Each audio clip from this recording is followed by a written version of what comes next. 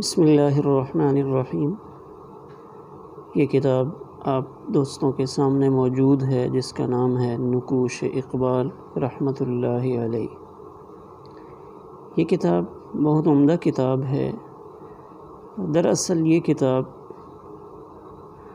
حضرت مولانا ابو الحسن علی ندوی رحمۃ اللہ تعالی علیہ نے عربی میں لکھی تھی، یعنی آپ کے خطبات اور خطوط جو عربی میں تھے۔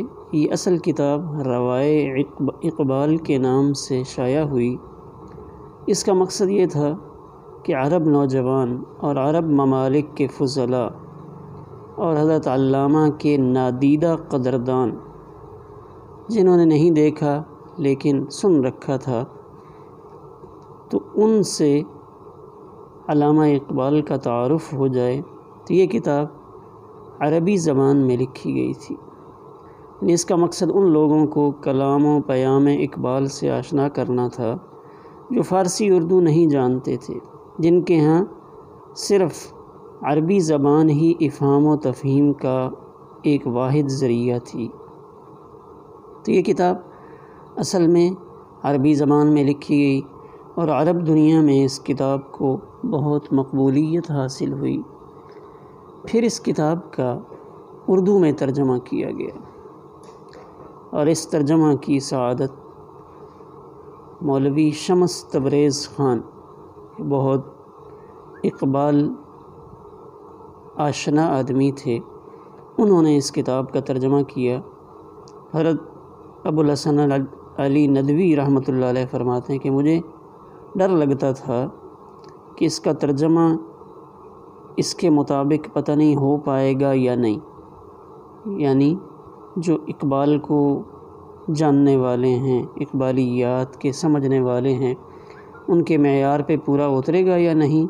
لیکن جب یہ ترجمہ ان کے سامنے پیش کیا گیا تو حضرت علامہ نے بڑی خوشی کا اظہار کیا، اور پھر اسی گھر کے ایک فرد جاوید اقبال جو حضرت علامہ کے فرزند تھے، انہوں نے اس کے اوپر بڑا عمدہ تبصرہ کیا اور فرمایا کہ آپ نے فکر اقبال کے مختلف پہلوؤں کو ایسے انداز میں پیش کیا ہے جیسے اغلباً اقبال محسوس کرتے یا چاہتے تھے۔ تو اس کا پہلا ایڈیشن ترجمے کے ساتھ شائع ہوا تھا، اس کو بڑی مقبولیت حاصل ہوئی۔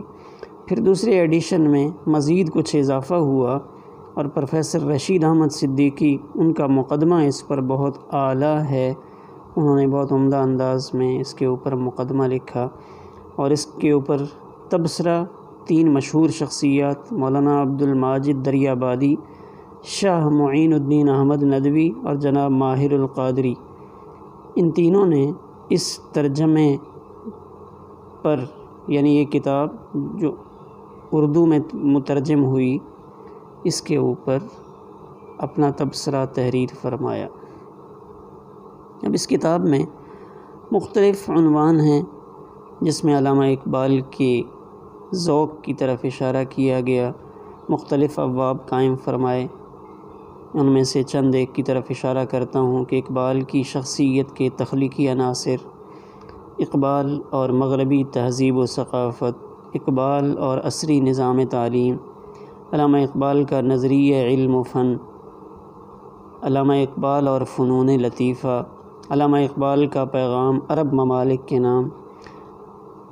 جدید ایڈیشن میں اقبال، قومیت و وطنیت، اسی طرح عورت علامہ اقبال کے کلام میں، اور کلام اقبال میں تاریخی حقائق اور اشارات۔ تو یہ اس کتاب میں اس کے علاوہ اور مضامین بھی موجود ہیں، اور علامہ اقبال کے اشعار کی بہترین تشریح بھی موجود ہے۔ تو یہ کتاب 320 صفحات پر مشتمل ہے، گویا کہ یہ وہی کتاب ہے جس نے عرب دنیا میں علامہ اقبال کے علوم کو اور ان کی سوچ کو متعارف کروانے میں اہم کردار ادا کیا۔ یہ کتاب بہت عمدہ ہے، پڑھنے سے تعلق رکھتی ہے، اور علامہ اقبال نے بھی اس قوم کے آئندہ چل کر اس قوم میں جو قابل شخصیات پیدا ہونے والی ہیں ان کی طرف اس شعر میں اشارہ کیا۔ نہیں ہے نا امید اقبال اپنی کشت ویراں سے، ذرا نم ہو تو یہ مٹی بڑی زرخیز ہے ساکی۔ اللہ تعالی ہمیں حضرت علامہ ان کی کتابوں کی قدردانی کی توفیق عطا فرمائے، اور امت کو جو سوچ اور جو نظریہ دے کر گئے ہیں اس کو اپنانے کی توفیق عطا فرمائے۔ والسلام علیکم ورحمۃ اللہ۔